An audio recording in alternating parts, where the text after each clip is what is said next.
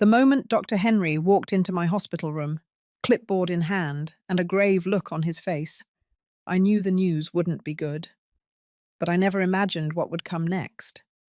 I never imagined that the real blow wouldn't come from the diagnosis, but from the reaction of my daughter-in-law, Rachel. The doctor took a deep breath and spoke the words that changed everything.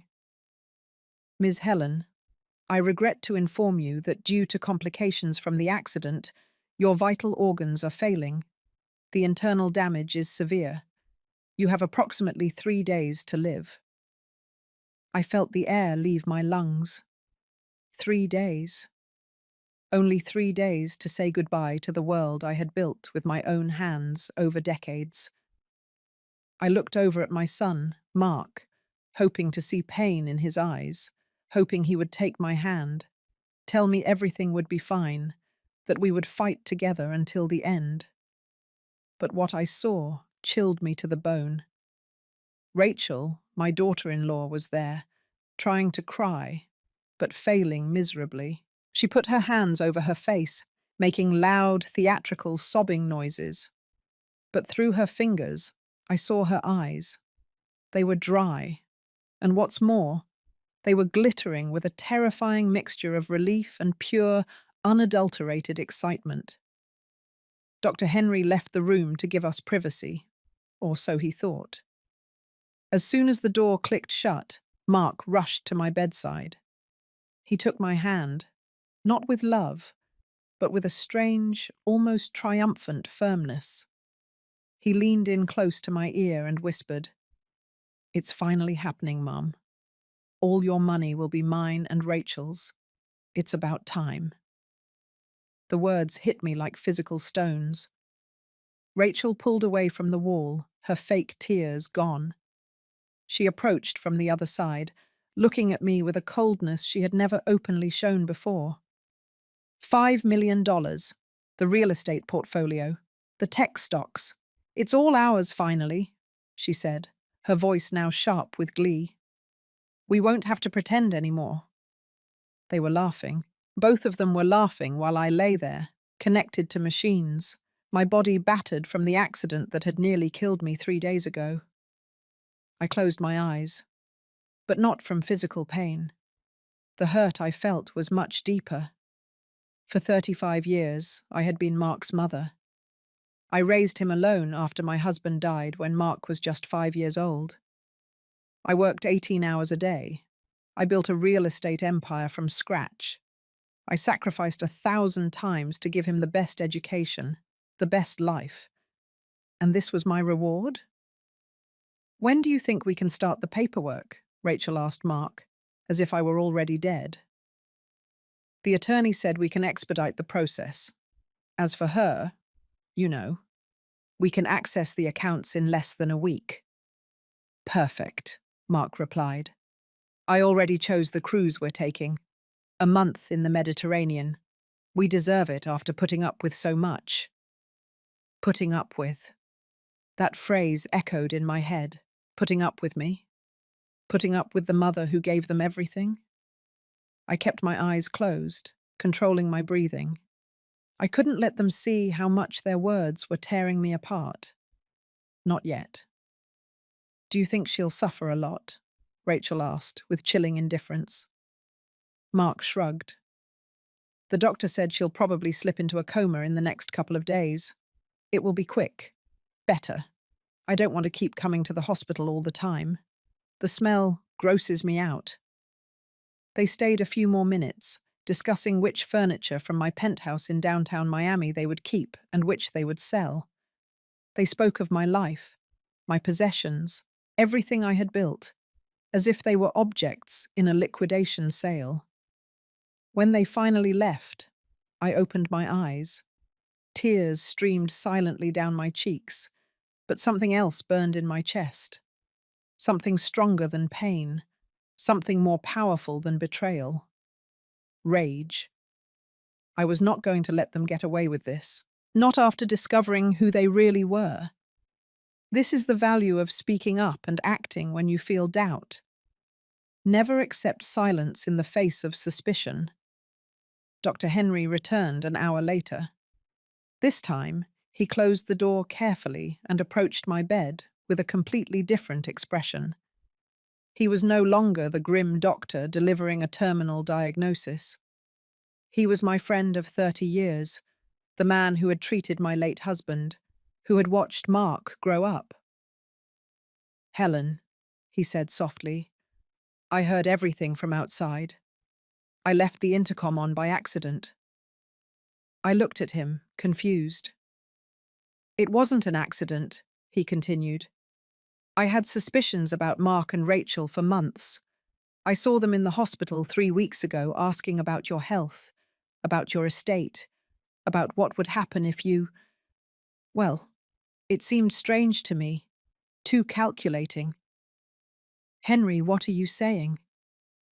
He sat in the chair next to my bed and lowered his voice even further. "Your condition is serious, Helen. I won't lie to you. But it's not as catastrophic as I told them. You have internal injuries, severe fractures, major contusions. Yes, but your vital organs are responding better than expected. With proper treatment and rest, you could have months, maybe more. Definitely not 3 days." My heart began to race. Months. "I exaggerated the prognosis because I wanted to see your son's reaction. I needed to confirm my suspicions." He paused. "And unfortunately, I was right." Henry's words floated in the air. Not 3 days. Enough time to do something. Enough time to plan. "Why did you do this?" I whispered. "Because I know you, Helen. I know your strength. And because if your son and daughter-in-law are so eagerly awaiting your death, you need to know the truth before it's too late. Before you sign anything. Before you make decisions about your inheritance without knowing their true intentions." He was right. I had been considering making Mark the executor of my trust. I had trusted him blindly. "There's something else," Henry said, pulling out his phone. "I have a friend who works in private investigation. I asked her to discreetly check Mark's finances. Helen, your son has gambling debts exceeding $800,000. Rachel has credit cards maxed out. They are desperate." The revelation hit me like a second accident. $800,000. That explained the smile. That explained the urgency. That explained the joy upon hearing my death sentence. "What can I do?" I whispered, feeling fear and rage mix in my chest. Henry leaned forward. "You can use this time. You can pretend you are worse than you are. You can observe, listen, gather evidence, and you can protect what you built." His words ignited something in me. A plan began to form in my mind, still blurry, but taking shape. "I'll need help," I said. "I've already thought of that. I know an excellent attorney, Sarah Jenkins, specializing in probate and family fraud. I can contact her discreetly." I nodded slowly. "And I need you to keep up the diagnosis charade. Mark and Rachel must continue to believe I only have days left." Henry smiled for the first time. "That will be easy. In fact, I can make the prognosis seem to worsen. More tests, more complications. Keep them confident." "Do it." That night, alone in the hospital room, with the constant sound of the machines and the dim lights, I made a decision. I was not going to die a victim. I was not going to let my son and his wife destroy everything I had worked for. If they wanted to play dirty, I was going to teach them who invented the game. The next day, Mark and Rachel returned to the hospital. This time they brought a folder full of papers and that same fake excitement I could now see with total clarity. "Mum, we brought some documents," Mark said in a soft, almost affectionate voice. What a good actor he was. "Just formalities, you know. Health insurance stuff, authorization for treatments, nothing important." But I could read. And though I pretended to be weak, with half-closed eyes, I saw the words on those papers. Property transfer, power of attorney, bank account access. "You can sign here, Mum," he insisted, pushing a pen toward my trembling hand. "I'm very tired," I mumbled in a broken voice. "Tomorrow, son. Tomorrow." I saw the frustration cross his face for a second before the mask returned. "Of course, Mum. Rest. Tomorrow it is." Rachel stayed watching me with those cold, calculating eyes. Then she turned to Mark. "How much do you think the vacation home in Aspen is worth?" "At least $1.5 million. It's in a prime area. We could sell it fast. There are buyers waiting in that zone." They spoke as if I weren't there, as if I were already dead and buried. After they left, Nurse Brenda, a kind woman in her mid-50s, who had worked at this community hospital for 15 years, came in to check my vitals. She was honest, one of those people who still believed in doing the right thing. "Ms. Helen," she whispered as she adjusted my IV drip. "I don't want to get involved where I shouldn't, but I overheard your son and daughter-in-law in the hallway. They were talking about pulling the plug early." My blood ran cold. "What exactly did they say?" Brenda looked toward the door, nervous. "Your daughter-in-law said that if you slipped into a coma, it would be easier to convince the doctors there was no hope left, that they could accelerate the process. Mark said he knew someone at the hospital who could help." I felt the rage burn inside me. They didn't just want my money. They wanted to ensure I died quickly. "Brenda, I need you to do me a favor," I said, taking her hand. "I need you to be my eyes and ears. Listen to everything they say when they think no one is listening. Can you do that for me?" She nodded without hesitation. "Anything you need, Ms. Helen. Your son is not a good man. I see it in his eyes." On the third day in the hospital, Dr. Henry discharged me under the condition of absolute bed rest at home. Of course, in front of Mark and Rachel, the diagnosis remained terminal. "3 days," he repeated to them. "Perhaps less if there are complications." Mark insisted I stay in my master suite on the second floor. "So you'll be comfortable, Mum. You'll have everything you need." But I knew the truth. They wanted me isolated, away from the main areas of the house, where they could do whatever they wanted without me seeing them. My house was a large 2-story mansion in a wealthy Los Angeles suburb that I had bought 20 years ago when my real estate business took off. 5 bedrooms, a large yard, a pool, all paid for with my sweat and tears, and now they walked through it as if it were already theirs.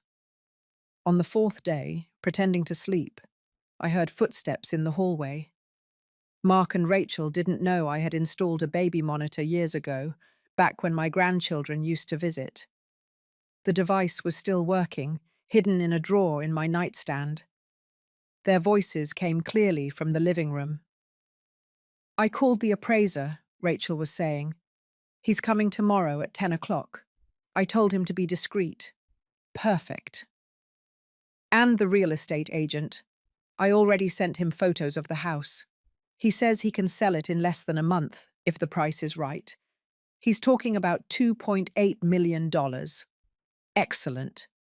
With that, we pay off my debts, and we still have $2 million clean profit." "And the other properties? 3 apartment buildings, the commercial space downtown, and the Aspen home.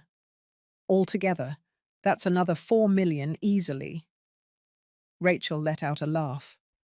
$7 million, Mark. $7 million. 7 boil. We won't have to worry about anything ever again."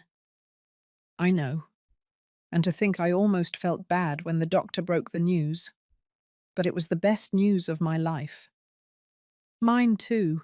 Your mother was always so controlling, so nosy, always giving her opinion on how we should live, how we should spend, as if her money was untouchable, Now it will be our money, and we'll do whatever we want with it. I gripped the sheets with my fists. Every word was a stab. But I needed to hear more. I needed to know the full extent of their betrayal. "Did you talk to that contact of yours at the hospital?" Rachel asked. "Yeah. Frank works the night shift. He says if she slips into a coma, or if she seems to be suffering too much, he can, help the process along faster. An extra dose of morphine. No one asks questions with terminal patients." My heart stopped for a second. They were planning to murder me. "And you trust him?" "I owe him favors, and I offered him $50,000 once we have the money. He accepted immediately." Perfect.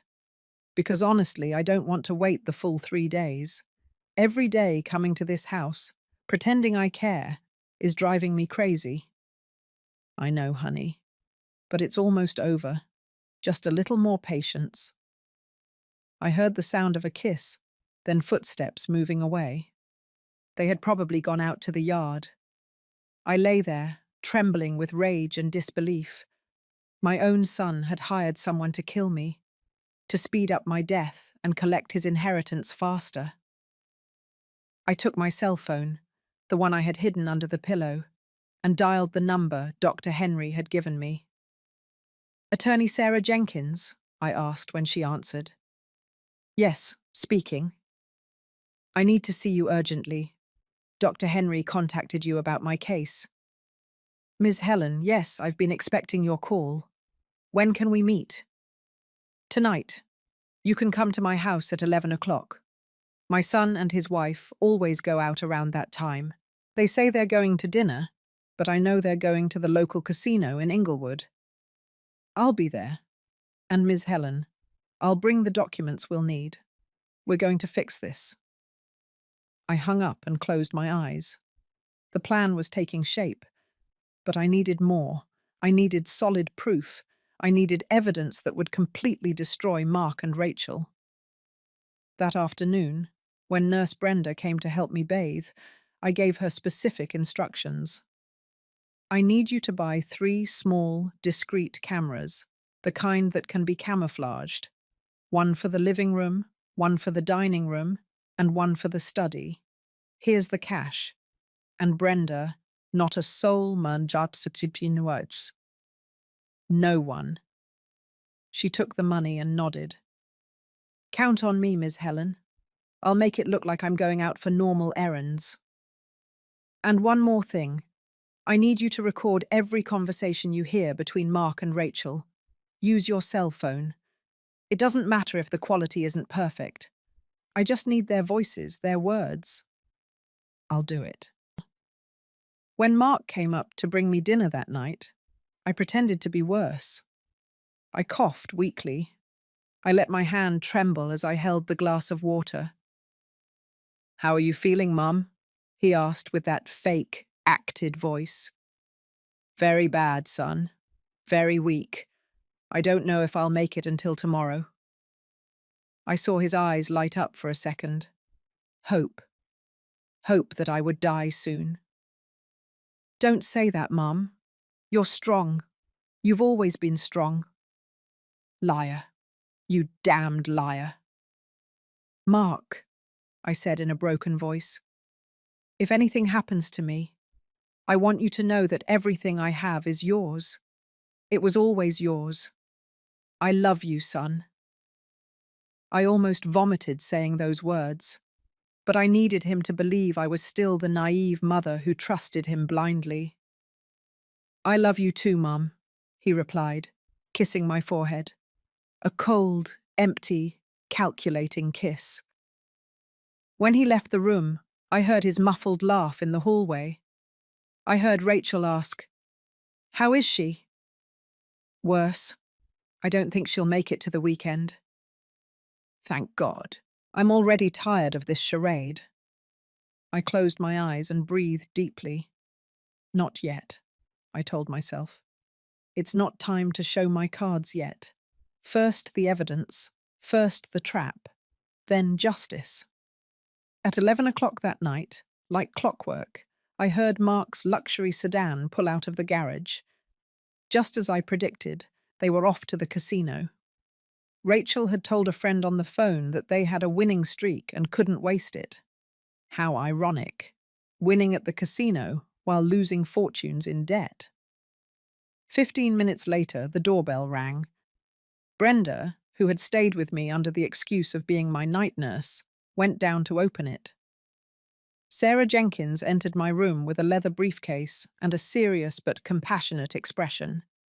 She was a woman in her mid-40s, impeccably dressed in a charcoal grey suit, her hair pulled back, with an intelligent, direct gaze. "Ms. Helen," she said, shaking my hand firmly, "I regret that we meet under these circumstances." "Me too, but I'm glad you're here." She sat in the chair beside my bed and opened her briefcase.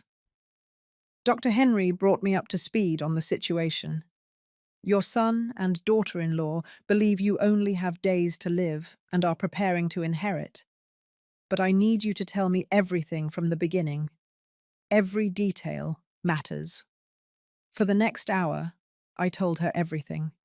The accident, the false diagnosis, Mark's reaction, the conversations I had overheard, the murder plot with the hospital employee, the gambling debts, the appraisers, everything. Sarah took notes on her tablet, nodding occasionally. When I finished, she looked up. "This is more serious than I thought. We're not just talking about greed, Ms. Helen. We are talking about conspiracy to commit murder. That's prison time." "I want them to pay," I said firmly. "I want them to face the consequences for every horrible thing they've planned." "And they will. But we need to build a solid case. The conversations you overheard are valuable, but we need recordings, documents, physical evidence." "Brenda is installing cameras tomorrow." "Excellent. But there's more we can do." Sarah pulled several documents from her briefcase. "We need to revise your current will and trust. Who is the primary beneficiary?" "Mark. Everything is in his name. I thought it was the right thing to do. He's my only son." "Not anymore. We are going to draft a new will and trust tonight, one that Mark and Rachel will never see until it is too late." We spent 2 hours working on the documents. Sarah was meticulous, explaining every clause, every legal protection. The new will named my brother, Michael, who lives in Oregon, as the principal beneficiary, established a trust for several charities focused on veterans, and left Mark a minimal $50,000, the legal minimum, so he couldn't challenge the document by claiming accidental omission. "We will need witnesses for the signing," Sarah said. "Brenda can be one. We need two, and preferably people who have no interest in your estate." "Dr. Henry. He can be the second." "Perfect. I will contact them tomorrow to come and sign. In the meantime, this document remains in my absolute custody. Mark will not know of its existence until the exact moment we decide to reveal it." I signed the new will with a trembling hand, not from weakness, but from emotion. It was my first real strike against Mark, the first piece of the puzzle falling into place. "Now," Sarah continued, "I need you to give me access to your bank accounts, your properties, everything. I'm going to run a full audit. If Mark has been stealing, and I suspect he has, I'm going to find every penny." I gave her all the account numbers, all the passwords, all the documents I had stored in my private safe deposit box. Sarah worked quickly, taking photos of everything with her phone. "One more thing," she said before leaving. "I need you to keep pretending. Keep being the dying, trusting mother. Every day they think they are winning is one more day we have to gather evidence." "I can do that," I said. "I'm a better actress than they think." Sarah smiled for the first time. "I know. The simple fact that you are planning this while they believe you are dying tells me you are an extraordinary woman, Ms. Helen." When she left, after 2 in the morning, I felt something I hadn't felt in days. Hope, control, power. Mark and Rachel returned at 3, drunk and loud. I heard them stumbling up the stairs, laughing like teenagers.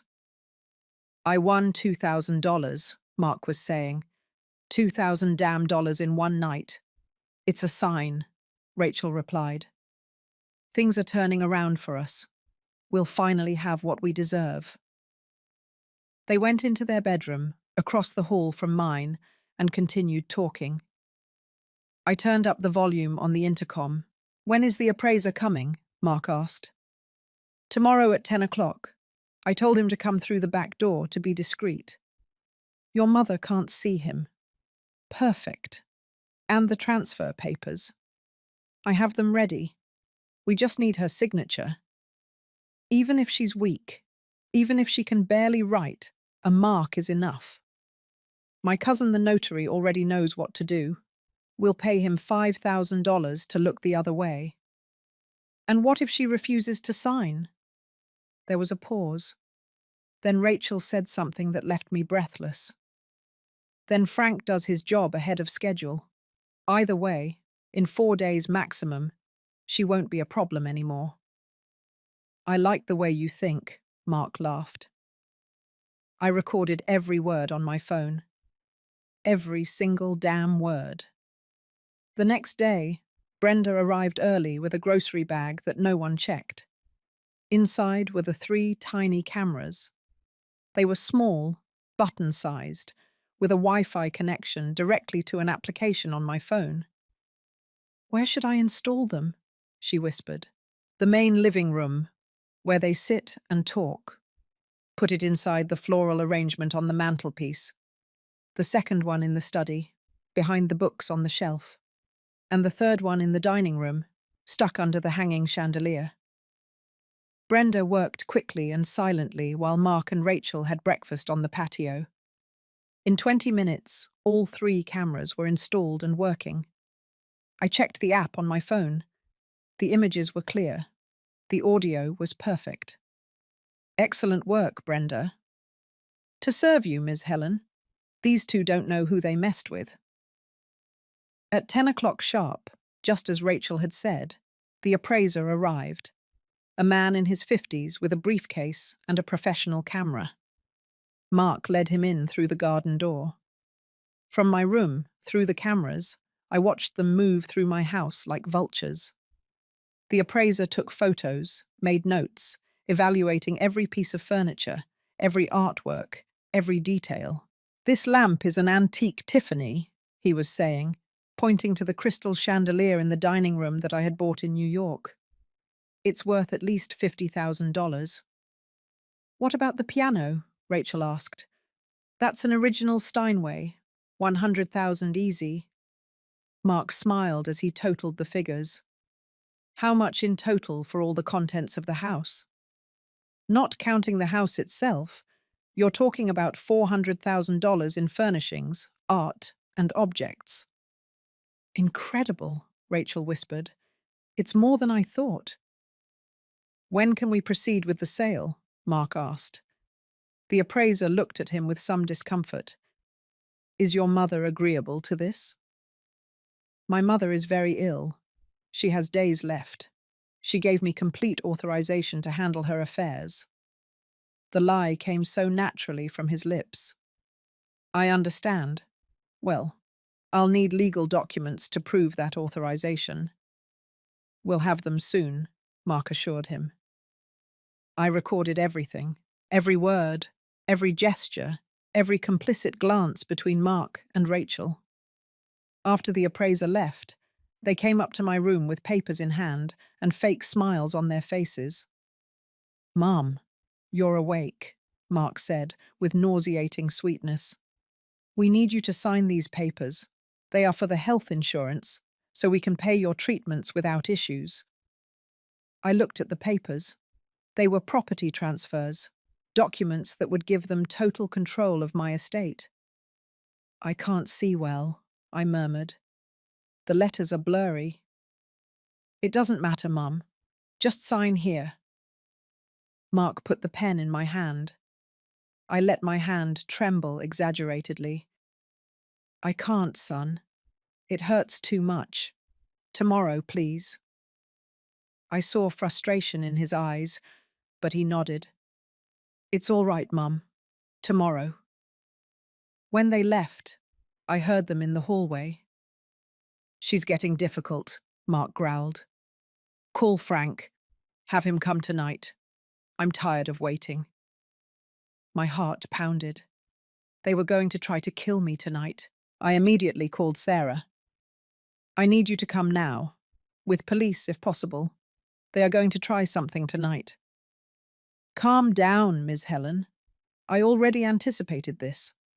I've been working with a private detective. We've been monitoring Frank, the hospital employee. We have recordings of Mark offering him money. He'll be arrested today. Today. In 2 hours. And when they do, Mark will get very nervous. That's when they make mistakes. That's when we get more evidence. I hung up, feeling a mix of fear and satisfaction. The trap was closing, but something was still missing. I still needed more to completely destroy them. That afternoon, Dr. Henry came to do a routine checkup. In front of Mark, his diagnosis was devastating. Ms. Helen is deteriorating rapidly. Her vital signs are weak. I estimate she has a maximum of 3 days left. Mark tried to look sad, but I saw the relief on his face. 3 days, he thought. 3 days until the end of his world, I thought. At 6 o'clock in the evening, my phone vibrated with news that filled me with satisfaction. Sarah sent me a message. Frank arrested. He confessed everything. Mentioned Mark's name. The police want to talk to your son. I smiled from my bed. The first domino had just fallen. An hour later, 2 detectives knocked on my door. From my room, through the cameras, I watched Mark open it with a confident expression that turned to panic when he saw the police badges. Mark Harrison? One of the detectives asked. Yes, that's me. What's going on? We need to ask you some questions about Frank Herrera. Do you know him? I saw the color drain from Mark's face. Frank? Who? No, that name doesn't sound familiar. That's strange. He says you offered him $50,000 to accelerate the death of your mother, who is ill in this house. Rachel appeared behind Mark, her eyes wide. That's ridiculous. My husband would never do something like that. We have recordings, Mum.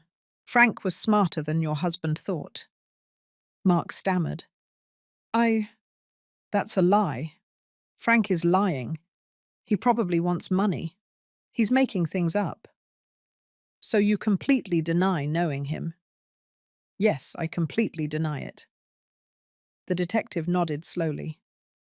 Interesting, because we have phone records showing 17 calls between your number and Frank's in the last 2 weeks. Also, some quite explicit text messages. Mark was sweating. I want to speak to an attorney. You can do that. But know that we are investigating attempted murder. If you have anything to tell us, now is the time. I have nothing to say without my attorney. The detectives left, but left a card. We'll be in touch, Mr. Harrison Tavia. Don't leave the state. As soon as the door closed, Mark exploded. Damn, Frank! That idiot betrayed me! Rachel paced back and forth, hysterical. They're going to arrest us. Mark, they're going to put us in jail. What are we going to do? Calm down. They don't have real evidence, just the words of a desperate orderly. Any good attorney can destroy that in court. What if your mother finds out? Mark looked thoughtful. It doesn't matter. She only has 2 or 3 days left anyway. By the time this goes to trial, she'll be dead, and we'll have the money to pay the best attorneys in the country. What if she changes her will before she dies? She can't. She's too weak. Besides, She doesn't know anything that's going on. How wrong my son was. I recorded every word of that conversation, every admission of guilt, every twisted plan. That night, Sarah returned with more documents. She had completed the audit of my accounts, and what she found made my blood boil. Mark has been stealing from you for 2 years, she explained, showing me pages and pages of transfers. He started with small amounts, 5,000 here, 10,000 there. But in the last 6 months, he got bolder. He's taken a total of $320,000 from your accounts.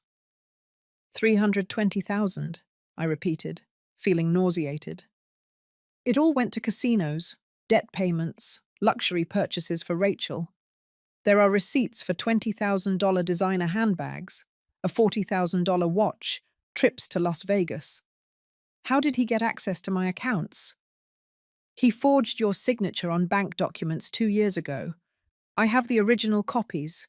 A handwriting expert can easily prove the fraud. I want him prosecuted for every penny stolen. Sarah smiled. I've already prepared the lawsuit. Fraud, theft, document forgery. But we will wait for the perfect moment to file it, when they are most confident. What about the hospital employee, Frank? He is cooperating completely. In exchange for a reduced sentence, he will testify against Mark. He has texts, call recordings, everything. Mark even sent him a $10,000 advance via bank transfer. That single transaction is sufficient evidence of conspiracy to murder. I leaned back on the pillow, processing everything. My son didn't just wish for my death. He had financed it. He had paid in advance to ensure I died. When do we present everything to the authorities? I asked. Not yet. We need the final blow. We need to catch them attempting something else. Something that is so unquestionable that no attorney can defend them. What do you have in mind? Sarah leaned forward. Will you sign those transfer papers they want so badly? But they will be fake versions that I will prepare. Documents with no legal value. They will think they won, that they have total control of your estate. They will become careless. They will openly celebrate. They will talk without filtering. And the cameras will record everything. Exactly. Their own arrogance will be their condemnation. The next day, I pretended to be worse. I could barely speak. I barely opened my eyes, doctored. Henry came and gave an even more grave prognosis in front of Mark and Rachel. 24 hours, 48 at most. Her body is shutting down. Will she suffer much? Mark asked. The doctor looked at him with a mix of disguised disgust and professionalism. We will do everything possible to keep her comfortable. When Mark and Rachel left the room, Henry approached me. This is coming to an end, Helen. Are you ready? More than ready. I want to see their faces when they find out the truth. That afternoon, Brenda helped me sit up in bed. Sarah had prepared the fake documents perfectly. They looked legal, official, with seals and notary signatures that, of course, were completely invalid. Mark entered with Rachel, both with barely contained expressions of urgency. Mum, we need you to sign today. We can't wait any longer. The doctors say that maybe tomorrow you won't be able to, you know. I understand, son, I whispered weakly. Give me the papers. I saw the excitement in their eyes. I was finally going to give them what they wanted. Or so they thought. With a trembling hand, I signed each document. Property transfers, bank account access, absolute powers of attorney. All fake. All legally worthless. But they didn't know it. Thank you, Mum, Mark said, kissing my forehead. That kiss sent shivers down my spine. Rest now. Everything will be fine. As soon as they left the room, I heard them shout with happiness in the hallway. We have it! We finally have it! Rachel was celebrating. $7 million, honey. 7 million. We are rich, officially rich. They went down to the living room, exactly where one of the cameras perfectly focused on them. Mark opened a bottle of expensive French champagne from my private cellar. To my dear mother, he said sarcastically, raising his glass. May she rest in peace very soon. Rachel laughed. We're finally getting rid of the old lady. I thought this day would never come. Tomorrow, I'm calling the bank. We're transferring everything to our accounts before she dies. That way, there are no legal complications. And if they ask anything? We have the signed papers. It's completely legal. Mark smiled wickedly. Well, almost legal. What are we doing first with the money? Paying off my debts. 800,000 in one go. After that penthouse we saw in Miami. 3 million. And then travel. Europe, Asia, wherever we want. And the house. We're selling it furnished. 2.8 million. I don't want to stay here one day longer after she dies. They drank more champagne, getting drunker, becoming more reckless with their words. You know what's the funniest thing? Rachel said. That she thought you were a good son until the end. She died believing you loved her. Mark let out a loud laugh. I loved her money. She, as a person, was always unbearable. Controlling, critical, nosy. Let's toast to that, to her imminent death and our permanent freedom. They clinked glasses again, completely unaware that every word, every gesture, every admission of contempt was being recorded in high definition. From my room, with my phone in hand, I sent the videos in real time to Sarah. Her response was immediate. Perfect. This is gold. With this plus the other evidence, we will destroy them in court. When do you want to execute the final plan?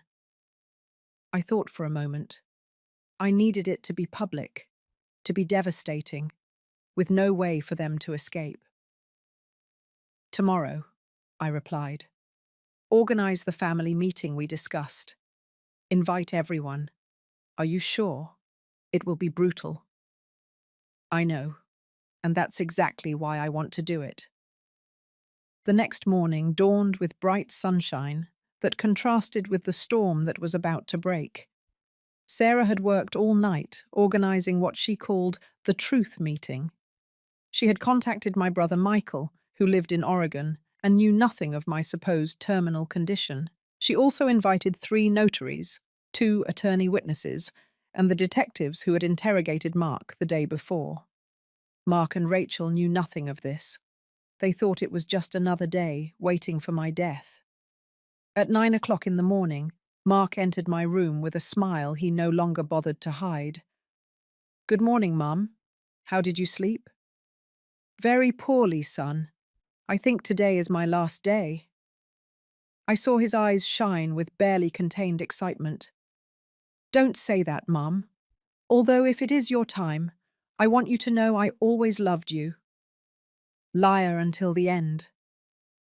Mark, I want to ask you a favor. I want to see the whole family one last time.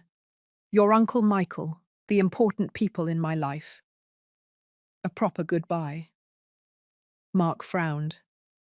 Mum, Uncle Michael lives 5 hours away. He won't make it in time. He's already on his way. I called him last night. He'll arrive by noon. Please, son. It's my last wish. He couldn't refuse without seeming like the monster he was. All right, Mum, as you wish. And I want it in the big living room. I want to go downstairs. I want to be surrounded by my things one last time. Mum, you're too weak to go downstairs. Brenda will help me. Please, Mark. It's the only thing I ask. He sighed, clearly annoyed by the complication, but nodded. As you wish. At 11 o'clock, Brenda helped me get dressed. I put on a lavender dress I had always liked, combed my hair, even put on a little makeup. Mark and Rachel thought it was my final vanity, my wish to look presentable in my last hours. They didn't know it was my war armor. When I walked down the stairs, leaning on Brenda, I saw the living room was already set up. Mark had placed chairs in a circle, like an anticipated wake. How appropriate. I sat in my favorite armchair, the same one where I had spent thousands of nights reading, planning my businesses, building my empire. Michael arrived exactly at noon. My younger brother, 58 years old, rushed in with tears in his eyes. Helen, sis. I came as fast as I could. How are you? I'm fine, Michael. Better than I expected. I gave his hand a significant squeeze. He understood that something was going on. Mark greeted his uncle coldly. They had never gotten along. Michael had always seen through Mark's lies. Who else is coming? Rachel asked, nervous to see this was getting bigger than they expected. My attorney, Sarah, and some people who need to be present. Your attorney? For what? For the reading of my will, Rachel. I thought you'd like to hear it before I die, so there are no surprises. I saw Mark and Rachel exchange nervous glances. This made them anxious, but they couldn't refuse without raising suspicion. At 12:30, Sarah arrived with her briefcase. Behind her walked the 3 notaries, the 2 attorney witnesses, and finally the 2 detectives. Mark immediately stood up. What's going on here? Why are there police? Sit down, Mark, I said in a firm voice. Gone was the weak, dying voice. My real voice, strong, clear. Mum, what? I said, sit down. Something in my tone made him obey. Rachel clung to his arm, pale. Sarah positioned herself at the front of the room. Good morning, everyone. We are here for several urgent legal matters concerning Ms. Helen Harrison and her estate. I don't understand, Mark stammered. Mum, you said you were going to die today. The doctor said you had hours left. I slowly stood up. Brenda offered to help, but I waved her off. I walked toward Mark, each step firm, every movement showing I was not dying at all. The doctor exaggerated my condition, Mark. Yes, I had a serious accident. Yes, I was in danger. But I am not dying.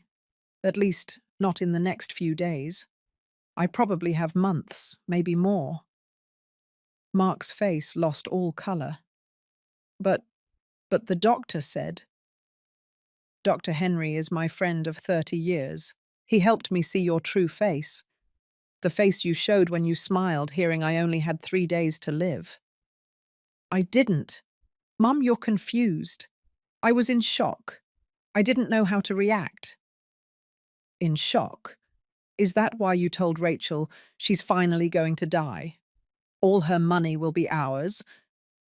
Rachel let out a gasp. You heard us? I heard everything, Rachel. Every conversation, every plan, every cruel word you said, thinking I was too weak to realize. Sarah pressed a button on her laptop. On the large TV screen that Mark had bought with my stolen money, the video began to play. Mark and Rachel's voices filled the room. All your money will be mine and my wife's. It's about time. $7 million. Let's toast to her imminent death. Mark jumped to his feet. Turn that off. You don't have the right to record private conversations. In my own home, I have every right, I replied coldly. And this is only the beginning. Sarah played the next video. Mark talking to the appraiser, evaluating my possessions while I was supposedly agonizing. Then the conversations about Frank, the murder plot, the promised payments. Michael watched with growing horror. The notaries took notes. The detectives recorded Mark and Rachel's every reaction. This is a misunderstanding, Mark tried to explain. We were joking. The stress made us say things we didn't mean. Joking? Sarah pulled out a thick folder. Were you also joking when you stole $320,000 from your mother's accounts over the last 2 years? The silence in the room was absolute. I have here every fraudulent transaction, every forged signature, every unauthorized withdrawal, $320,000 that you spent at casinos, on luxuries, on maintaining a lifestyle you couldn't afford. I had permission, Mark lied. Mom gave me access to her accounts. Show me the document where I gave you that permission. I don't have it here, but it exists. It doesn't exist, Mark, because I never gave you permission. You forged my signature, and I have handwriting experts who can prove it. Rachel began to cry. Mark, you said this was legal. You said your mother agreed. Shut up, Mark ordered her. No, I won't shut up. I'm not going to prison for your lies, Sarah continued. We also have evidence that Mark contacted a hospital employee, Frank Herrera, offering him $50,000 to accelerate Ms. Helen's death using lethal doses of morphine. The detectives stood up. One of them spoke. Mr. Mark Harrison, you are under arrest for conspiracy to commit homicide, fraud, theft, and document forgery. No, wait. This is ridiculous. Mum, tell them this is a mistake. I looked him directly in the eyes. There is no mistake, Mark. You planned my murder, you stole my money, you celebrated the idea of my death, and you thought you were smart enough to get away with it. You're my mother. How can you do this to me? How could you do everything you did to me? I gave you everything, Mark. Everything. I loved you unconditionally, and you wished for my death for money. Tears streamed down my face now, but they were not tears of weakness. They were tears of rage and liberation. The detectives placed handcuffs on Mark's wrists. He struggled, screamed, denied everything. Rachel tried to run toward the door, but the other detective stopped her. You too, Ms. Harrison. Conspiracy and complicity. No, I only did what Mark told me. It's not my fault. You have the right to remain silent, the detective began as he put the handcuffs on her. Sarah approached me. Do you want to say anything else before they take them away? I looked at Mark one last time. My son. The baby I had carried. The boy I had raised. The man who had betrayed me in the cruelest way possible. Just one thing, I said. The papers you signed yesterday, the property transfers, the bank access, all of that was fake. It has no legal value. You have nothing, Mark. Absolutely nothing. His eyes widened in horror. No, it can't be. And my real will, the one I signed with 3 witnesses 4 days ago, leaves everything to your Uncle Michael and to veterans' charities. You will receive $50,000, the legal minimum. Mark let out a primal scream of pure rage that echoed through the house. No, that's mine. It's all mine. I worked for that. You worked? My voice rose. When did you work, Mark? Because I built this empire cleaning offices at night while you slept. I signed contracts after 20 hours without rest. I risked everything I had while you enjoyed a comfortable life you never earned. You're my mother. You had an obligation to give me everything. I had an obligation to raise you, educate you, love you. And I did. But I have no obligation to reward you for wishing for my death. The detectives began to drag him toward the door. Mark continued to shout obscenities, threats, desperate pleas. Rachel cried hysterically. Miss Helen, please. I have 2 small children. I can't go to prison. Please forgive me. Where were your children when you planned my murder, Rachel? Did you think of them when you toasted my death? You wanted a better life for them, built on my grave. What an exemplary mother. Sarah intervened. Ms. Harrison can cooperate with the prosecution. If she testifies against Mark and returns what she can of the stolen money, She might get a reduced sentence. Rachel clung to that hope like a shipwreck survivor to a plank. Yes, yes, I'll testify. I'll tell them everything. It was all Mark's idea. I just followed his orders. Mark looked at her with hatred. Traitor! You damned traitor! You got us into this. You and your gambling addiction. You and your lies. They were taken away amidst mutual screams and accusations. The door closed, and finally, after days of tension, there was silence.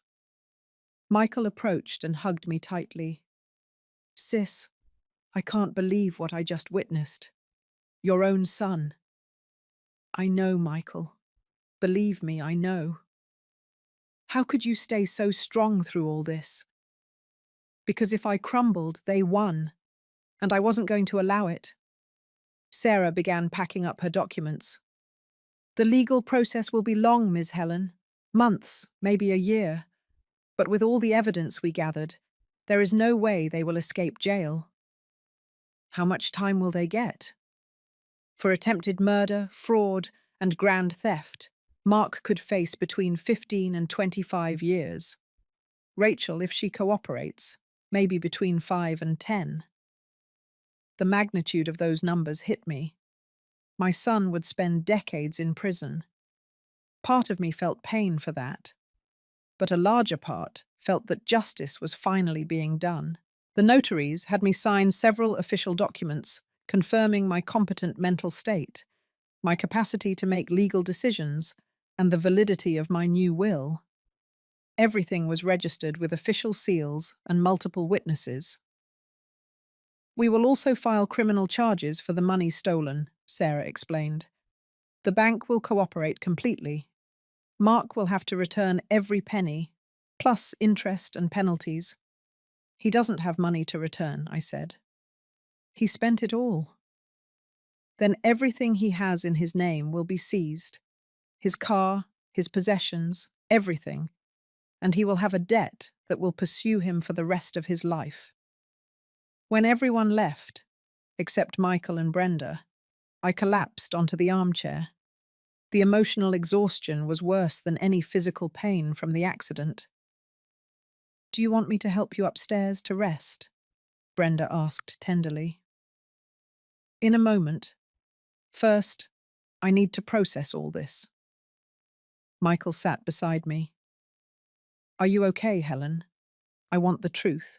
I'm devastated, Michael. My son wanted me dead. How does a mother process that? I don't know, sis. But I know you did the right thing. Mark needs to face the consequences of his actions. Part of me feels like I failed as a mother. Where did I go wrong? At what point did he become this monster? You didn't go wrong. You gave him love, education, opportunities. He made his own decisions, his bad decisions. Brenda brought me hot tea. Ms. Helen, I saw how you raised that boy. You were an exemplary mother. What Mark became is not your fault. Some people simply have darkness in their hearts. Their words comforted me a little, though the pain remained, deep and sharp. That night, alone in my room, I reviewed the recordings one last time. Seeing Mark celebrate my death, seeing the joy in his eyes upon hearing my supposed terminal sentence, was like nails in my heart. But it also reminded me why I had done all this. Not just for justice, but for dignity, for refusing to be a victim until my last breath. The next day, the news exploded in the local media. Millionaire matriarch uncovers murder plot, orchestrated by her own son, read the headlines. Reporters constantly called my door. Sarah handled everything, issuing a brief statement requesting privacy during this difficult time. But the calls that mattered most to me were different. Former business partners expressing their support. Friends I didn't know I had sent flowers and messages. Employees from my properties called to say they had always suspected Mark. He was skimming off the rent, one of my building managers confessed. He said you had authorized him to collect directly. I thought it was strange, but I didn't want to cause trouble. How much did he steal from the rent? I'm not sure. Maybe another $100,000 in the last year. More theft. More betrayal. Every day I discovered a new wound Mark had inflicted. Sarah added these new charges to the growing list. This adds up, Ms. Helen. Every additional crime means more time in prison. A week after the arrest, I received a letter from Mark from jail. Brenda brought it in with a worried expression. "Do you want me to read it?" asked Michael, who had stayed with me during these difficult days. "No, I'll read it." I opened the envelope with trembling hands. Mark's familiar handwriting filled 3 pages. "Mum, I know I made mistakes. I know I hurt you. But I am still your son.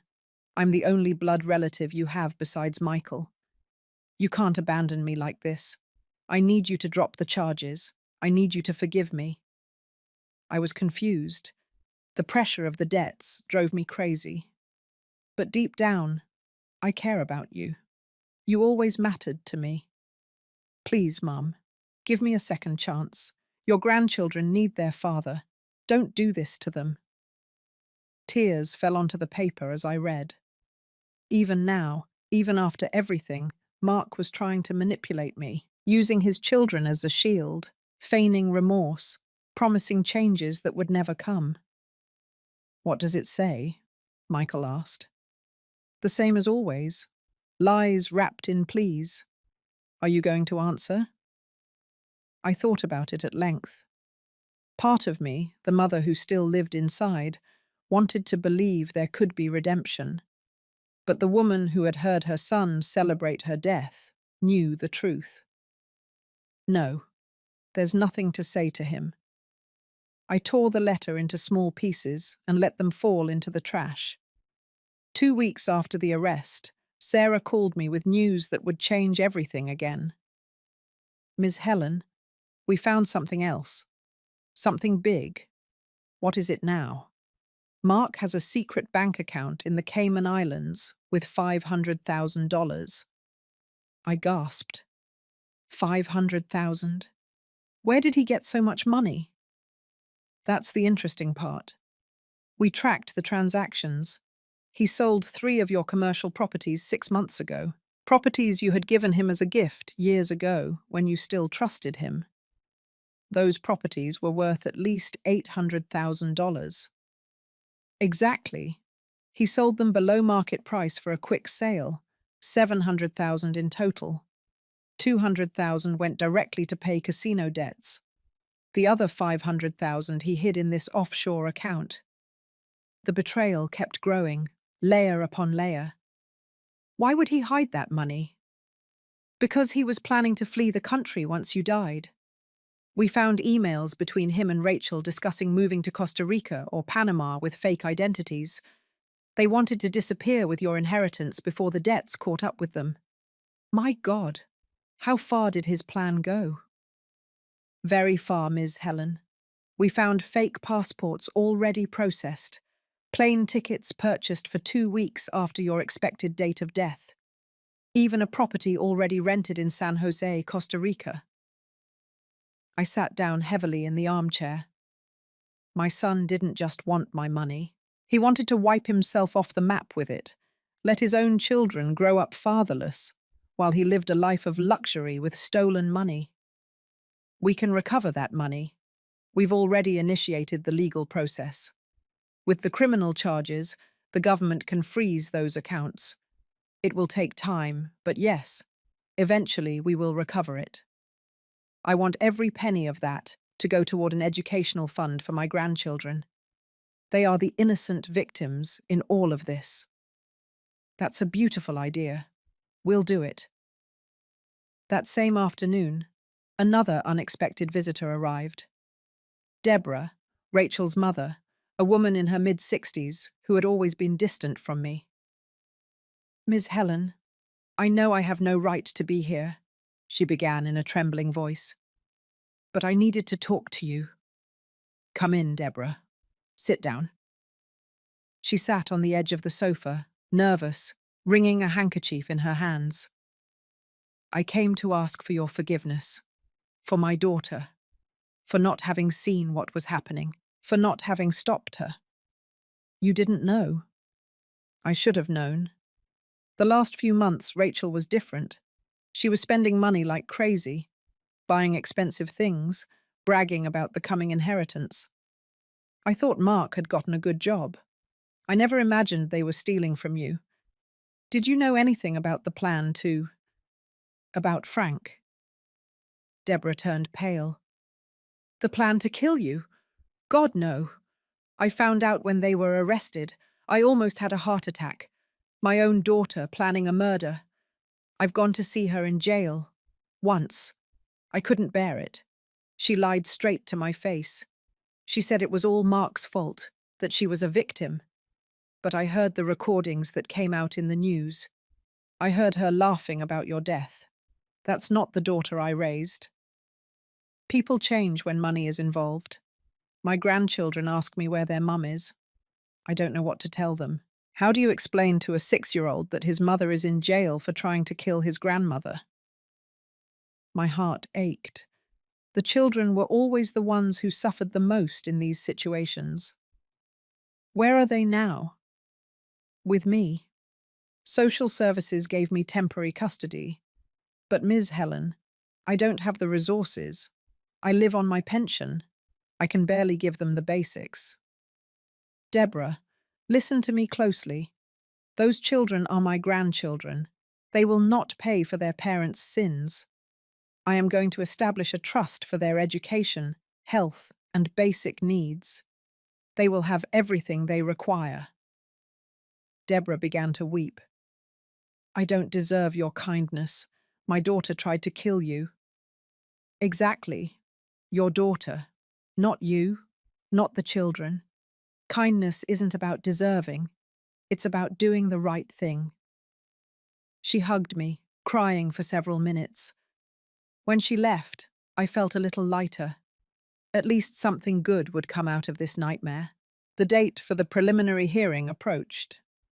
Sarah prepared me to testify, warning me that it would be difficult to see them again. "Mark will do everything possible to manipulate you emotionally," she explained. "He will cry, beg for forgiveness, play the victim. You need to be mentally prepared." I am. But I wasn't really. Nothing could have prepared me for seeing my son handcuffed, dressed in the orange jail uniform, looking at me with a mixture of rage and plea. The judge read the charges: conspiracy to commit homicide, grand theft, fraud, document forgery, tax evasion, attempted flight. The list seemed endless. "How does the defendant plead?" the judge asked. Mark's defense attorney, an expensive man paid with the little that remained in the accounts before they were frozen, stood up. "Your Honor, my client pleads not guilty. We argue that he suffered a mental breakdown due to the stress of seeing his mother ill. His actions, while questionable, had no real criminal intent." Sarah almost laughed out loud. "Your Honor, we have recordings of the defendant celebrating his mother's imminent death. We have evidence of systematic theft for years. We have documents proving he planned to flee the country. This was not a mental breakdown. It was a calculated and premeditated plan."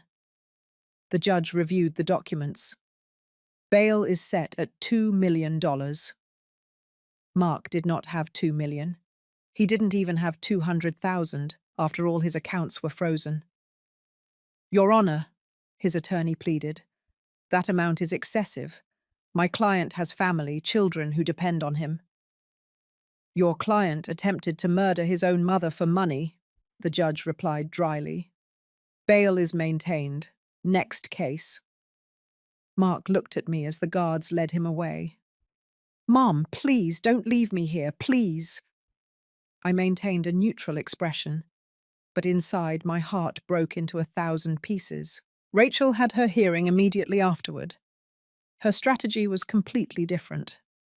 She cried, pleaded guilty to some minor charges, offered to testify against Mark in exchange for a reduced sentence. "My husband manipulated me," she sobbed. "I only wanted to protect my children.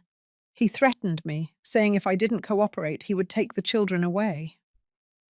More lies. The recordings clearly showed she was an enthusiastic participant, not a manipulated victim. But the legal system is like that. The one who speaks first sometimes gets a better deal. The prosecutor accepted her offer. Rachel would testify against Mark, return all the money she could, and in exchange would receive a sentence of 7 to 10 years instead of 15 to 20. When we left the court, Michael took my arm. "How do you feel?"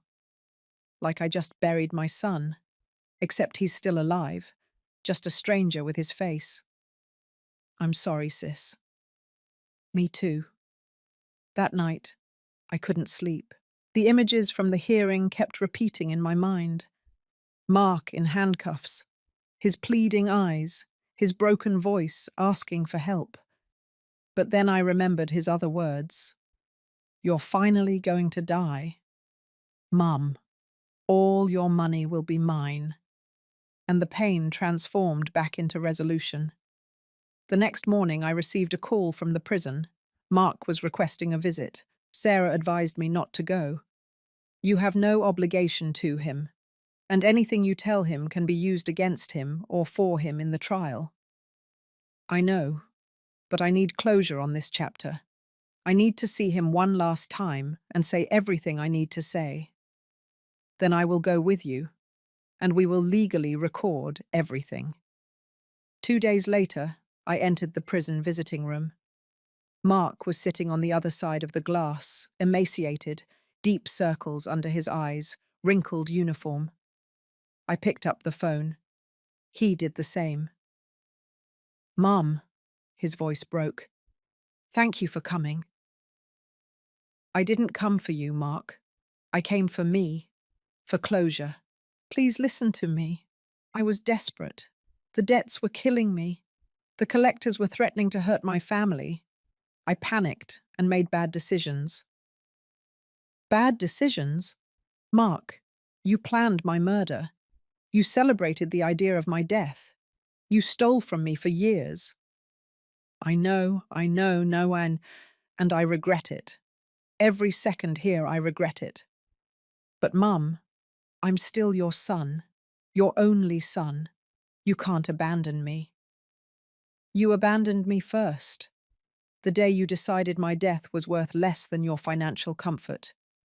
What can I do for you to forgive me?" I looked at him for a long time. "Nothing. There is nothing you can do. Forgiveness doesn't work like that. It is not earned with pleas or empty promises. It is earned with real change, with genuine remorse, with time and actions. And you have none of those things. Please, Mum." "Goodbye, Mark. This is the last time we will see each other. I will live the time I have left in peace, without your toxicity, without your lies." I hung up the phone while he shouted something inaudible from the other side of the glass. I left that prison feeling as if a 1,000-pound weight had been lifted from my shoulders. The following months were a whirlwind of legal proceedings, hearings, and testimonies. Every week brought new revelations about the depth of Mark's betrayal. Sarah discovered he had forged my signature, not only on bank documents, but also on sales contracts for 2 additional properties I didn't even know he had sold. The money, another $300,000, had gone straight to cover more gambling debts and to the offshore account. "In total," Sarah explained during one of our meetings, Suggs stole approximately $1.2 million from your estate in different ways over 3 years. 1,200,000, I repeated, still processing the magnitude of the theft. 3 years stealing from me right under my nose. And he would have kept doing it if the accident hadn't accelerated his plans. In a twisted way, that accident saved you from additional years of theft." It was a twisted way of seeing things, but she was right. The main trial began in October, 6 months after the arrest. The room was full of reporters, curious onlookers, and some of my employees who wanted to show their support. Rachel testified first, just as she had promised. With fabricated tears and a trembling voice, she told how Mark had convinced her to participate in the plan. He said his mother was suffering, that it would be an act of mercy to accelerate her death. She lied shamelessly. I didn't want to, but I was afraid to contradict him. Mark can be very intimidating when he gets angry. Mark's defense attorney tried to discredit her testimony, pointing to the recordings where she clearly participated with enthusiasm. But the damage was already done. The jury had heard someone close to Mark confirm his intentions. Frank, the hospital orderly, testified next. He admitted Mark had offered him $50,000 to administer lethal doses of morphine. He showed me bank transfers, Frank explained. 10,000 up front, the rest after she died. He said it would be quick, that no one would suspect because she was already sick. And you accepted? The prosecutor asked. At first I thought he was joking, but when I saw the money in my account, I got scared. I went straight to the authorities. I'm an orderly, my job is to save lives, not take them. Mark's attorney tried to argue that Frank had attempted to extort his client, but the recordings of their conversations proved otherwise. Mark had initiated the contact, offered the money, and insisted on the plan. When it was my turn to testify, the silence in the room was absolute. I walked toward the stand with my head held high, though my legs were trembling. The prosecutor guided me through the events. I told them about the accident, about the false diagnosis Dr. Henry had given with my consent, about Mark's reaction to hearing I only had 3 days to live. Can you describe that reaction for the jury? The prosecutor asked. He smiled. It wasn't a nervous smile or one of shock. It was a smile of relief and satisfaction. When the doctor left, my son leaned toward me and whispered, "You're finally going to die, Mum. All your money will be mine and my wife's. It's about time." I heard murmurs of disbelief in the room. Some jury members looked at me with compassion. How did you feel when you heard that? Like my heart had been ripped out. For 35 years I was his mother. I raised him alone after my husband died. I sacrificed everything to give him the best life possible. And the moment he thought I was dying, his only concern was when he could collect his inheritance. Tears streamed down my face. I didn't try to stop them. They were real, every single one of them. The defense attorney tried to attack my credibility during cross-examination. Ms. Helen, isn't it true that you orchestrated this elaborate plan to trap your son? That you lied about your medical condition intentionally? I exaggerated my condition, yes, but only after hearing my son celebrate my supposed death. Only after realizing I needed to protect myself. Isn't it true that you have a history of being controlling with your son, of criticizing his financial decisions? I tried to guide him toward responsible decisions, yes, especially when I discovered his gambling addiction. But I never controlled him. I gave him freedom, resources, unconditional support. Unconditional support? Then why are you testifying against him now? Why don't you drop the charges and forgive your only son? I stood up, looking directly at him. Because my son planned to murder me. Because he stole over $1 million from me. Because when he thought I was dying, the only thing he felt was happiness. Forgiveness does not mean allowing someone to destroy your life without consequences. The attorney had no answer for that. Sarah presented the video and audio recordings. The entire room listened to Mark and Rachel celebrating my death, planning what to do with my money, discussing accelerating my death with Frank's help. I saw several jury members shake their heads in disgust. An older woman wiped away tears.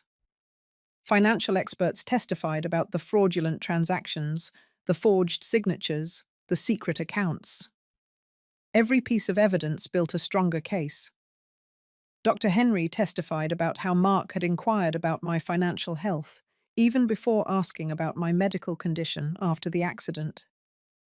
It seemed strange to me, he explained. A worried son asks first if his mother is going to survive. Mark first asked about my will, about who would have access to my assets if I became incapacitated. Brenda testified about the conversation she had overheard, about how Mark and Rachel walked through the house evaluating what to sell, talking about my death as if discussing the weather. Every testimony was another nail in Mark's legal coffin. Finally, the moment came for the closing arguments. The prosecutor was direct and devastating. Ladies and gentlemen of the jury, this case is not just about greed. It's about the deepest betrayal that can exist. A son who not only wished for his mother's death, but actively worked to accelerate it. A son who for years DiL systematically stole from the woman who gave him life. A son who saw his mother connected to machines in a hospital, and his first thought was, when can I collect? The defense will want you to believe this was a moment of weakness, that stress led him to questionable decisions. But the evidence shows something very different. It shows years of planning. It shows systematic theft. It shows a secret bank account in a tax haven. It shows fake passports and escape plans. This was not a moment of weakness. It was a calculated and premeditated criminal plan. And when that plan was about to be executed, when Mark Harrison thought he would finally have all his mother's money, she did something extraordinary. She refused to be a victim.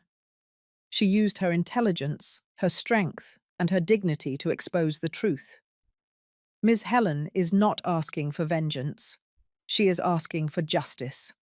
And justice in this case is clear. Mark Harrison must be found guilty on all counts and must face the full consequences of his actions. The defense attorney attempted one last desperate defense. My client made mistakes. Yes, terrible mistakes, but he is still a human being, a father of 2 children, a man who made bad decisions under extreme pressure. Does he deserve to lose decades of his life for those decisions?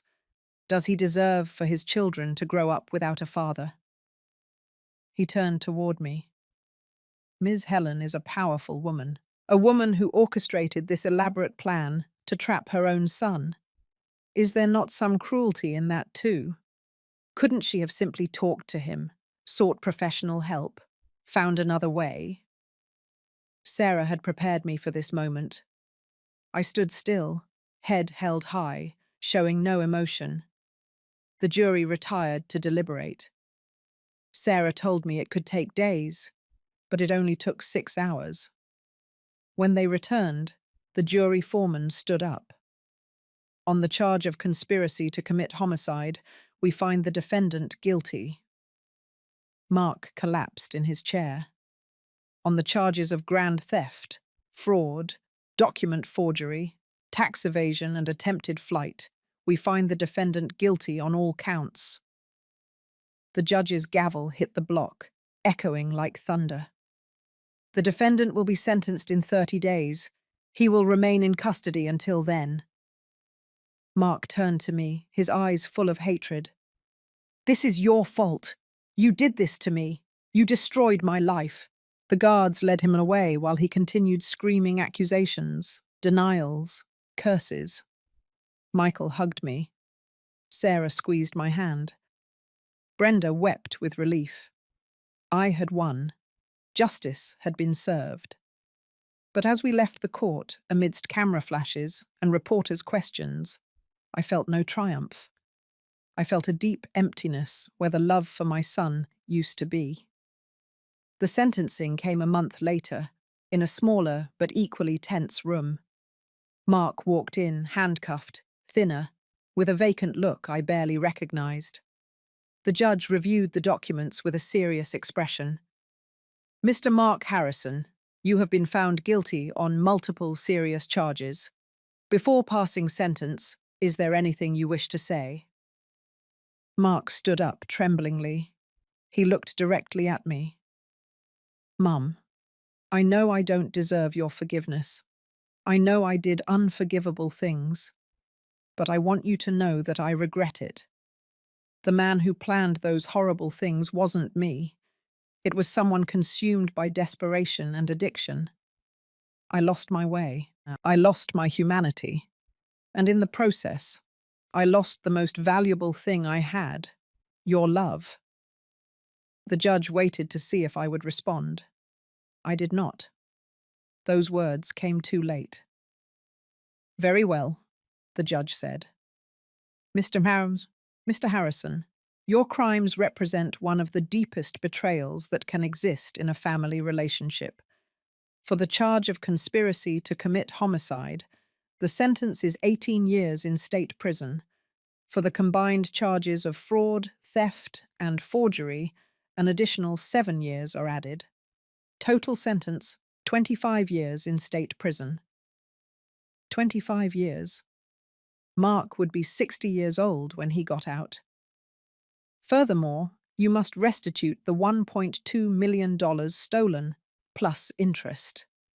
All your properties will be seized. Mark didn't react. He simply bowed his head and let the guards lead him away. When everything was legally over, I felt strangely empty. Justice had been done, but the emotional price had been devastating. Michael stayed with me for the following weeks. How do you feel, sis? Like I won a battle, but lost something invaluable. I won my dignity, my justice, but I lost my son. You had already lost him years ago, Helen. You just know it now. Sarah finalized all the legal paperwork. We established the educational trust for my grandchildren, ensuring they had everything they needed. We also recovered $300,000 from the Cayman Islands account, Sarah informed me. Allocate that money to the foundation I want to create, for families destroyed by gambling addictions, to help people like Mark before they reach the point he reached. Sarah smiled with admiration. After everything he did to you, you are still looking to help others like him. You are an extraordinary woman. I am not extraordinary. I just understand that pain should not be wasted. If my suffering can prevent that of others, then it has purpose. The following months were dedicated to rebuilding my life. My health, contrary to the initial prognoses, improved considerably. I visited my grandchildren regularly. At first it was difficult. They saw me as the reason their parents were in prison. But with time, patience, and love, they began to understand. Grandma, my oldest grandson, now 8 years old, asked me one day, "Why did Daddy do those bad things?"